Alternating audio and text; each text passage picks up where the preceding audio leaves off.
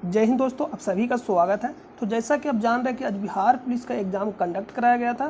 First shift और second shift दोनों shift का एग्ज़ाम समाप्त हो चुका है। तो हम लोग फर्स्ट शिफ्ट में जो प्रश्न पूछा गया कंप्लीट एनालिसिस करने वाले हैं। अगर आपका एग्ज़ाम 7 तारीख या 15 तारीख का है तो आप इस वीडियो को कंप्लीट देखेगा। इसी आधार पे आगे भी प्रश्न पूछा जाएगा। तो आइए सीधा वीडियो को शुरू करते हैं। और इसका अगर आप PDF डाउनलोड करना चाहते हैं तो टेलीग्राम चैनल से ज्वाइन हो जाइएगा, जिसका लिंक आपको वीडियो के डिस्क्रिप्शन में मिलेगा, या आप टेलीग्राम चैनल पर जाकर सर्च कर सकते हैं स्टडी लिंक PDF, वहाँ से भी जाकर आप ज्वाइन हो सकते हैं। तो आइए सीधा वीडियो को शुरू करते हैं। प्रश्न जो पूछा गया है, देखिए यहाँ पे जो पहला प्रश्न है कि भारत के संविधान के किस भाग में मूल कर्तव्यों को सन्निहित किया गया है। तो इसका जो राइट आंसर हो जाएगा ऑप्शन नंबर सी, भाग 4 के ए में या भाग 4 के क में इसका राइट आंसर हो जाएगा। और ये कब जोड़ा गया था? 42वां संविधान संशोधन के द्वारा 1976 में इसे जोड़ा गया था। और इस मूल कर्तव्य को कहाँ से लिया गया, यानी फंडामेंटल जो ड्यूटीज है, इसे कहाँ से लिया गया? तो रूस से लिया गया। तो इसका राइट आंसर हो जाएगा ऑप्शन नंबर सी। और भाग 5 में क्या है? भाग 2 में आपको कमेंट करके बताना है क्या है, नागरिकता है। और भाग 5 में क्या है?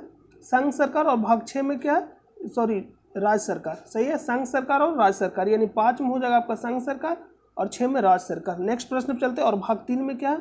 मूल अधिकार। और भाग 4 में राज्य के नीति निर्देशक तत्व।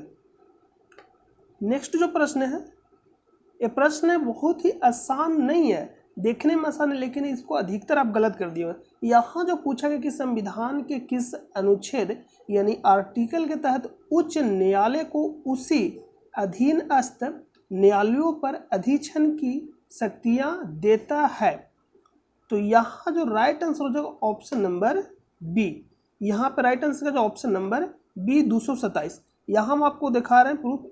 ये जो आप देख रहे हैं ओरिजिनल संविधान का यहाँ पे लगाया गया है, ये ओरिजिनल संविधान का। यहाँ पर आप ध्यान से देखिएगा, अनुच्छेद 227 में सीधा लिखा गया कि सभी न्यायालयों के अधीक्षण की उच्च न्यायालय की शक्ति। तो इसका राइट आंसर क्या हो जाएगा? अनुच्छेद 227 ऑप्शन नंबर बी। और 226 में क्या है? तो 226 के तहत यानी हाई कोर्ट रीट जारी कर सकता है। और अनुच्छेद 32 के तहत सुप्रीम कोर्ट रीट जारी कर सकता है। नेक्स्ट प्रश्न पर चलते हैं। नेक्स्ट प्रश्न है कि राज्यसभा के सदस्यों का चुनाव किसके द्वारा किया जाता है? राज्यसभा के सदस्यों के चुनाव के बारे में यहाँ पे पूछा गया। तो विधानसभा के निर्वाचित सदस्यों के द्वारा किया जाता है, यानी इसका जो राइट आंसर हो जाएगा विधानसभा के निर्वाचित सदस्यों के द्वारा, ऑप्शन नंबर ए इसका राइट आंसर हो जाएगा। नेक्स्ट प्रश्न पे चलते हैं।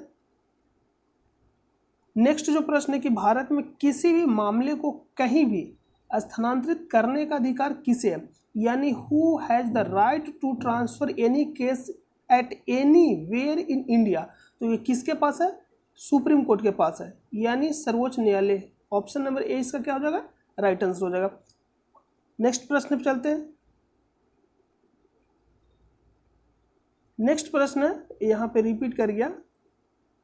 नेक्स्ट प्रश्न है कि स्थानीय सरकार के अवगुण क्या है, यानी स्थानीय सरकार के अवगुण क्या है बताना आपको। ग्राम सभा के चुनाव नियमित रूप से नहीं होते। कई राज्यों या कई राज्य सरकारों ने महत्वपूर्ण शक्तियां स्थानीय सरकारों को स्थानांतरित नहीं किया है।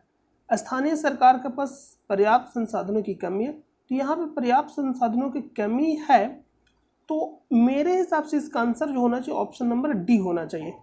यानी क्योंकि कई राज्य सरकारों महत्वपूर्ण शक्ति स्थानीय सरकारों को स्थानांतरित किया, मतलब नहीं किया, तो यहाँ पे इसका जो राइट आंसर जो है डी होना चाहिए। बाकी इसका जो कंप्लीट जो एनालिसिस यानी प्रूफ जो आपको टेलीग्राम चैनल पे प्रोवाइड कर दिया जाएगा। तो इसका राइट आंसर क्या होना चाहिए? डी। नेक्स्ट प्रश्न पे चलते हैं। समग्र आपूर्ति की तुलना में कुल मांग में अत्यधिक वृद्धि के परिणाम स्वरूप, यहाँ पे पूछा समग्र आपूर्ति की तुलना में कुल मांग में अत्यधिक वृद्धि के परिणाम स्वरूप, यानी मांग के कारण कीमतों के समान स्तर में लगातार वृद्धि को कहा जाता है। तो इन्फ्लेशन बहुत प्रकार का होता है। मुद्रास्फीति कहने का मतलब सीधा सीधी हम महंगाई, यानी इकोनॉमिक्स में मुद्रास्फीति कहा जाता है, उसी को हम लोग आम चल बोल भाषा में महंगाई कहते हैं। तो यानी मांग के कारण जो उत्पन्न होगा महंगाई, उसको बोलेंगे मांग जनित मुद्रास्फीति, यानी डिमांड पुल इन्फ्लेशन। यहाँ पे वही तो पूछ रहा है, कुल मांग में अत्यधिक वृद्धि के परिणाम स्वरूप। तो यहाँ पे राइट आंसर है मांग जनित मुद्रास्फीति, ऑप्शन नंबर ए। लेकिन कॉस्ट पुश इन्फ्लेशन क्या होता है?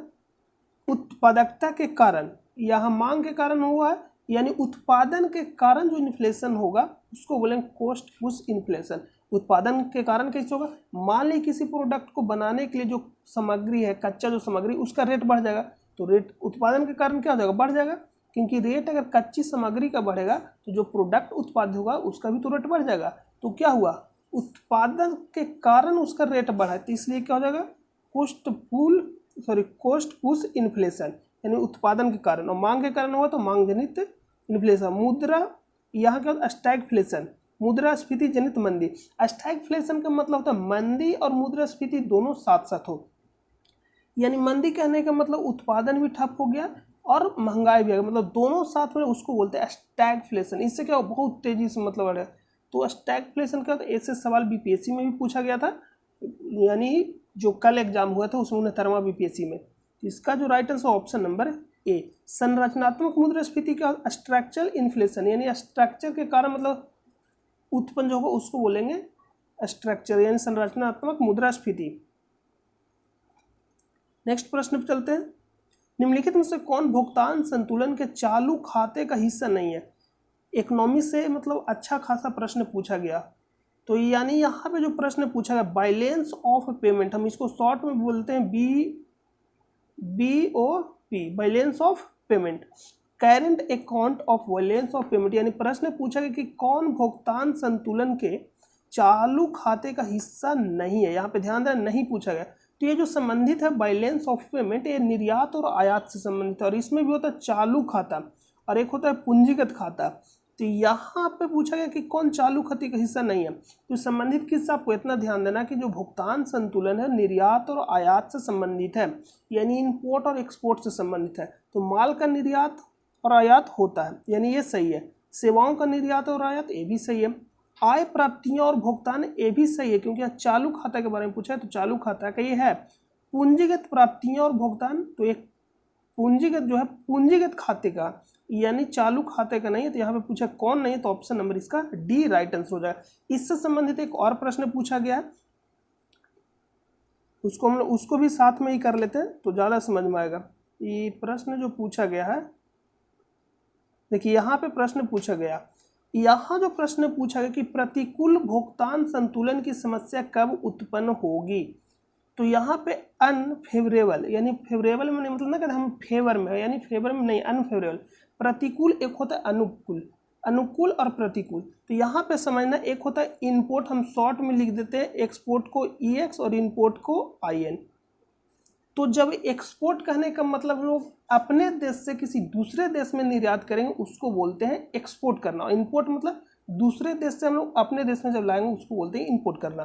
तो जब एक्सपोर्ट ज़्यादा होगा, एक्सपोर्ट मतलब निर्यात, जब एक्सपोर्ट ज़्यादा होगा यानी हम अपने देश से दूसरे देश में ज़्यादा करेंगे, तो जो आएगा वो भुगतान संतुलन क्या होगा?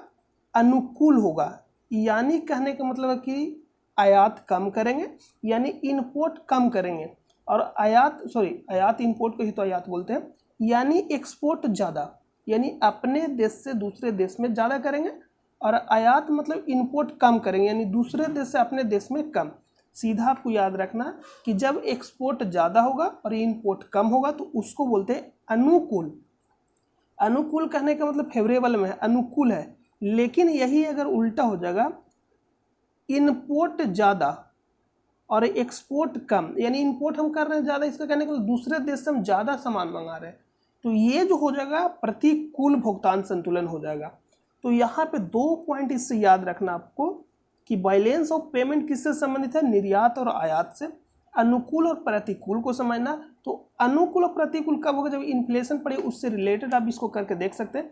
तो आप सीधा याद रखना कि प्रतिकूल कहने का मतलब हो गया कि जब हम अनुकूल है मतलब सही है, तो प्रतिकूल मतलब क्या होगा? विपरीत के बारे में बात कर रहा है। तो प्रतिकूल कहने का मतलब कि हम किसी दूसरे देश से ज़्यादा आयात कर रहे हैं और अपने देश से निर्यात क्या कर रहे हैं? कम कर रहे हैं।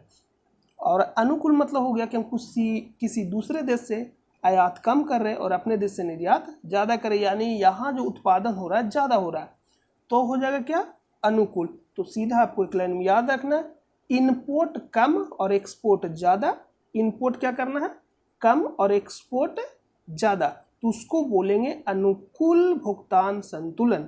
और यही उल्टा हो जाएगा, यानी इनपुट ज़्यादा और एक्सपोर्ट कम, तो हो जाएगा प्रतिकूल भुगतान संतुलन। तो यहाँ पे पूछा गया कि समस्या कब उत्पन्न होगी, प्रतिकूल के बारे में पूछा गया, तो जब आयात निर्यात से क्या होगा, अधिक होगा। जब आयात निर्यात से क्या होगा, अधिक। प्रतिकूल यहाँ पूछा गया, निर्यात हम लोग कम कर रहे हैं और आयात ज़्यादा कर रहे हैं। तो यहाँ पे देखिए, तो बताइए, यही तो बताया आपको कि इनपुट अधिक और एक्सपोर्ट कम, यानी जब आयात निर्यात से अधिक लिखा गया, तो option number D. I hope कि आपको समझ में आ गया होगा। नेक्स्ट प्रश्न पे चलते हैं। तो नेक्स्ट प्रश्न हम लोग थे यहाँ, ये आपको बता दिया गया, इसका राइट आंसर क्या हो जाएगा, डी, क्योंकि भी भुगतान संतुलन से ही संबंधित है। नेक्स्ट प्रश्न है कि व्यापार घाटा उस स्थिति का वर्णन करता है जहां, तो व्यापार घाटा उस स्थिति का वर्णन करता है जहां क्या होगा, तो वस्तुओं का निर्यात अधिक और आयात, यहाँ लिखा वस्तुओं का निर्यात उनके आयात से अधिक। व्यापार घाटा कहने के लिए भी मतलब देख सकते हैं जोड़ के, व्यापार घाटा कब होगा, निर्यात कम हो, निर्यात और आयात नहीं समझ में आता तो आप सीधा पढ़िएगा इंपोर्ट और एक्सपोर्ट, यानी एक्सपोर्ट कम और इंपोर्ट ज़्यादा। तो यहाँ पे तो एक्सपोर्ट क्या कर रहा है, ज़्यादा कर रहा है, निर्यात को हम बोलते हैं एक्सपोर्ट, तो आयात से क्या कर रहा है, निर्यात ज़्यादा कर रहा है, तो ये नहीं होगा, ये व्यापार घाटा नहीं है, फायदे में चलेगा। वस्तुओं का निर्यात उनके आयात से कम होता है, यानी ये कह रहा है कि वस्तुओं का जो एक्सपोर्ट है इंपोर्ट से कम हो रहा है, तो यही क्या व्यापार घाटा उस स्थिति का वर्णन करता है जहां वस्तुओं का निर्यात उनके आयात से कम होता है, ऑप्शन नंबर बी। यानी एक्सपोर्ट कम करेंगे और इंपोर्ट ज़्यादा, तो व्यापार घाटा क्या होगा, व्यापार घाटा होगा, उस स्थिति का वर्णन करता है। नेक्स्ट प्रश्न चलते हैं। नेक्स्ट प्रश्न है कि आधार, यहाँ पे लिखा गया बेस रेट वह दर है जिसके नीचे कोई भी बैंक किसी को उधार देने की अनुमति नहीं दे सकता। बैंकों के लिए यह आधार दर कौन निर्धारित करता है, तो ये आरबीआई के द्वारा किया जाता है। और आरबीआई का स्थापना कब हुआ था, आरबीआई अधिनियम 1934 के तहत 1935 में इसका स्थापना किया गया था। और राष्ट्रीयकरण कब हुआ था, 1949 में, आप इसको याद रखिएगा, ऑप्शन नंबर डी। नेक्स्ट प्रश्न पर चलते हैं। नेक्स्ट प्रश्न है कि भारत में कृषि एवं संबंधित गतिविधियों को ऋण का वितरण करने में कौन से बैंक या संस्थाओं सर्वोच्च हिस्सा रखती है। ये यूपीएससी में प्रश्न पूछा गया है 2011 में। तो इसका जो राइट आंसर जो वहां दिया गया था और सेम ऑप्शन था वाणिज्यिक bank, option number C. Next प्रश्न पे चलते हैं। नेक्स्ट है कि भारत का सर्वप्रथम मुख्य चुनाव आयुक्त कौन थे, तो Sukumar Sen, option number C. Next प्रश्न है कि जिस ब्याज से कम दर पर बैंक द्वारा, ये सेम प्रश्न पीछे जो पूछा गया था, जिस ब्याज से कम दर पर बैंक द्वारा ग्राहकों को उधार देने की उम्मीद नहीं की जाती है उसे कहा जाता है, तो base rate, option number B. Next प्रश्न पर चलते हैं। नेक्स्ट है कि भारत में नाबार्ड बैंक किसको पुनर्वित्त प्रदान नहीं करता। यहाँ पे ध्यान है, नहीं पूछा गया, अनुसूचित बैंकों को करता है, क्षेत्रीय ग्रामीण बैंकों को करता है, निर्यात आयात बैंक को नहीं करता, ये निर्यात आयात से संबंधित नहीं है। राजभूमि विकास बैंक को ये भी करता है।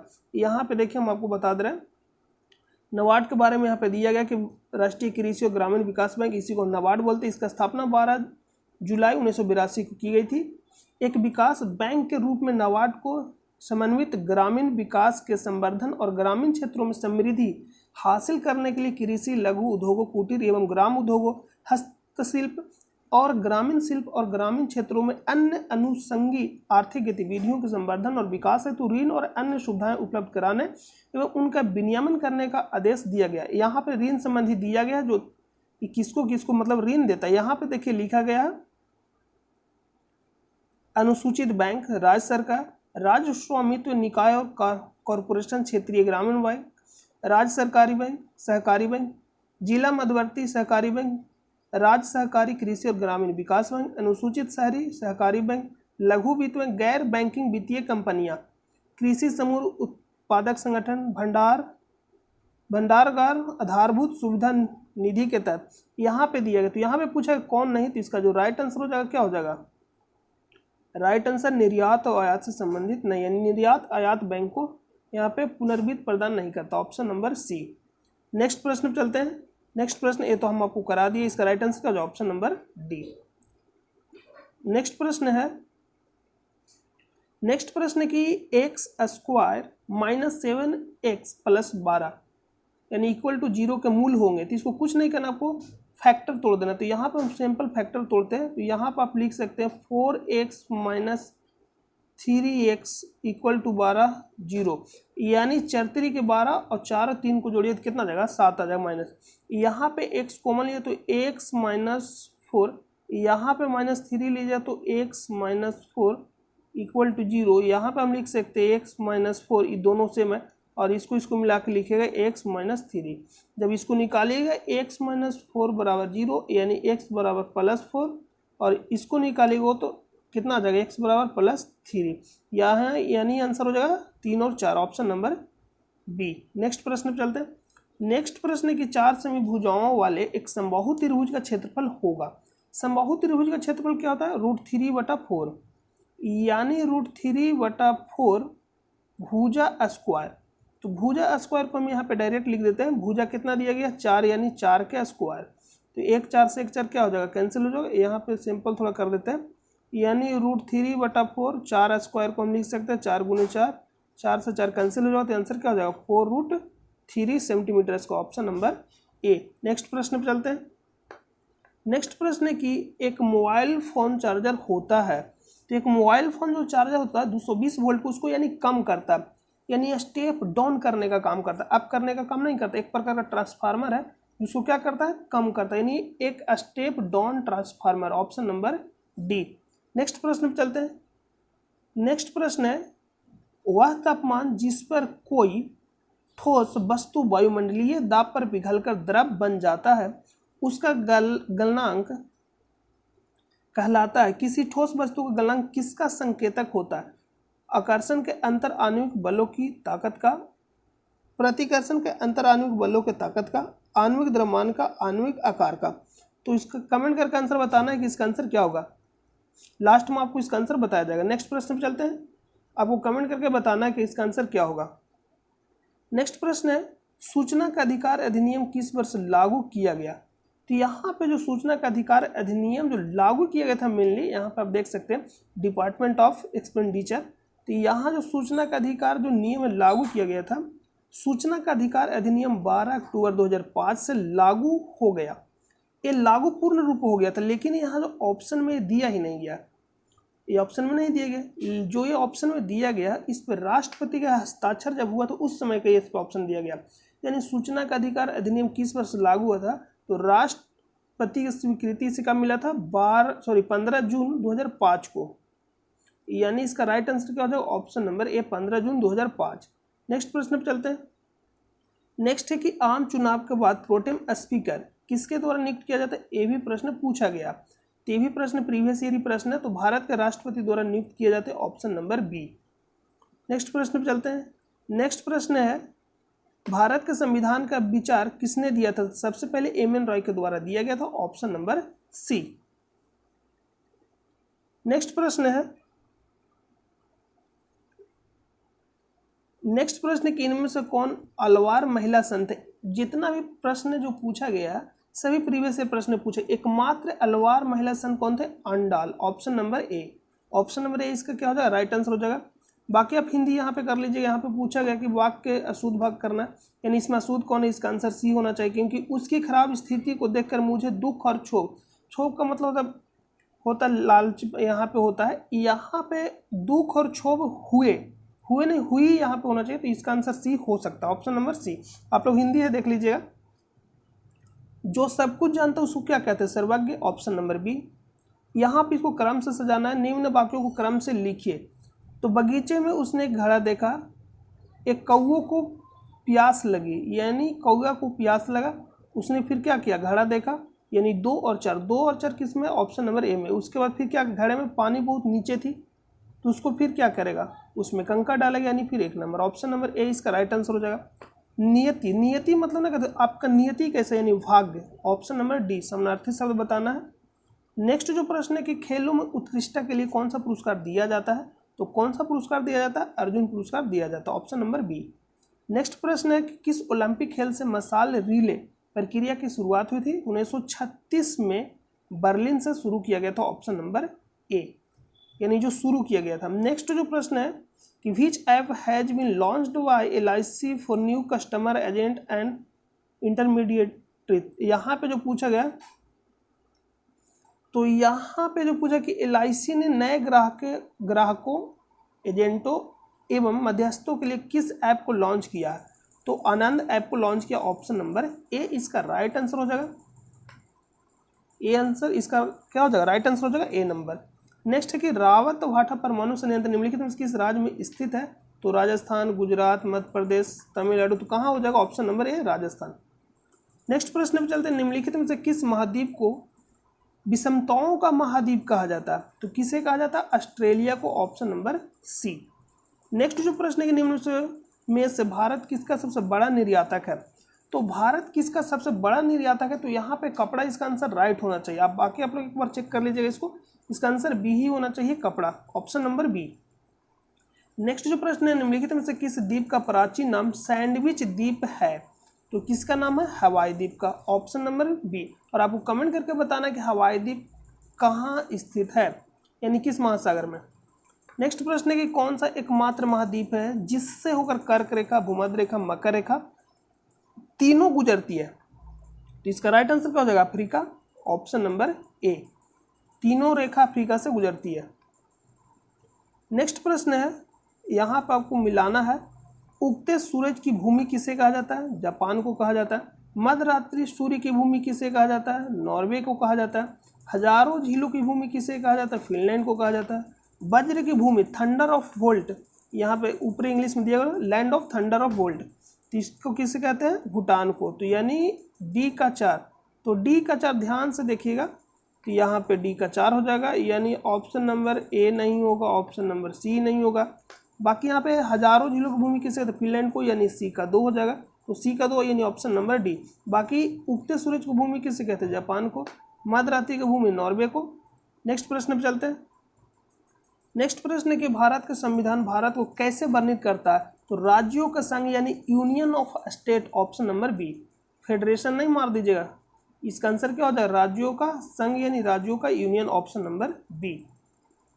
नेक्स्ट प्रश्न पे चलते हैं, अखिल भारतीय दलित वर्ग संघ की स्थापना किसने की थी? तो BR अम्बेडकर के द्वारा किया गया था, ऑप्शन नंबर ए। नेक्स्ट प्रश्न पे चलते हैं, सत्यमेव जयते उक्ति कहाँ से ली गई थी? मुंडको उपनिषद से लिया गया, ऑप्शन नंबर बी। नेक्स्ट जो प्रश्न है, निम्नलिखित में से कौन सा नारा सुभाष चंद्र बोस के द्वारा दिया गया है? यहाँ पे कट गया, तो कौन सा नारा दिया गया था? जय हिंद, ऑप्शन नंबर सी इसका क्या हो जाएगा? राइट आंसर हो जाएगा, जय हिंद। नेक्स्ट प्रश्न पे चलते हैं। नेक्स्ट प्रश्न, निम्नलिखित में से किसकी स्थापना गोपाल कृष्ण गोखले के द्वारा किया गया था? तो 1905 में भारतीय समाज सेवक का स्थापना किया गया था गोपाल कृष्ण गोखले के द्वारा, option number B, Bharatiya Samaj सेवक। नेक्स्ट प्रश्न पे चलते हैं, ये तो आपको हम करा दिए, ये भी आपको करा दिए। नेक्स्ट है कि एक वस्तु 16 मीटर की ऊंचाई से मुक्त रूप से धरती की ओर गिराया जाता है। मुक्त रूप कहने का मतलब जैसे हम यहाँ से गिराएंगे वस्तु को, तो शुरू में क्या होगा? यानी स्थिर होगा, यानी प्रारंभिक वेग उसका क्या हो जाएगा? यानी यू हो जाएगा 0। तो आपको मालूम है गति का समीकरण देखिएगा, एस बराबर होता है ut प्लस हाफ AT²। लेकिन यह पृथ्वी के सापेक्ष में, तो हम त्वरण को यहाँ पे हम g अप रखिएगा, यानी ए को जी भी लिख सकते हैं। यहाँ पे जो मास्टर फार्मूला है, 3 मास्टर फार्मूला होता है गति का, उससे बहुत सारा फार्मूला बनता है। तो यहाँ पे आप लिख सकते हैं, या तो आप यहाँ पे ए भी कर सकते हो, कोई दिक्कत नहीं है। तो एस बराबर 16 दिया गया है, यू बराबर 0 हो जाएगा, तो पूरा 0 हो जाएगा, यानी पूरा क्या हो जाएगा? गुना होकर 0 हो जाएगा, क्योंकि यू बराबर तो 0 हो जाएगा प्रारंभिक गति। 1/2 और जी का मान कितना होता है? 9.8। इसको हल आसान बनाना है तो आप 10 लीजिएगा, यानी हल करने के लिए। तो यहाँ से 5 वर्ग में कटेगा, तो इसको हम लिख सकते हैं 16/5 t²। इधर आएगा तो क्या हो जाएगा? रूट हो जाएगा, यानी 16/5 रूट बराबर t। 16 का तो वर्गमूल कितना हो जाएगा? 4 हो जाएगा, यहाँ पे हम लिख रहे हैं 4। लेकिन 5 का वर्गमूल लगभग 2 से मतलब ज़्यादा हो, क्योंकि 4 का वर्गमूल तो 2 होता है, तो 2 पॉइंट समथिंग होगा, तो अगर आप 2 से इसे भागा दीजिए 4 को तो 2 आएगा, लेकिन 2 से अधिक से भागा दीजिएगा तो वैल्यू क्या आएगा, छोटा आएगा, यानी जितना बड़ा से वैल्यू भागा देंगे उतना क्या आएगा, छोटा आएगा।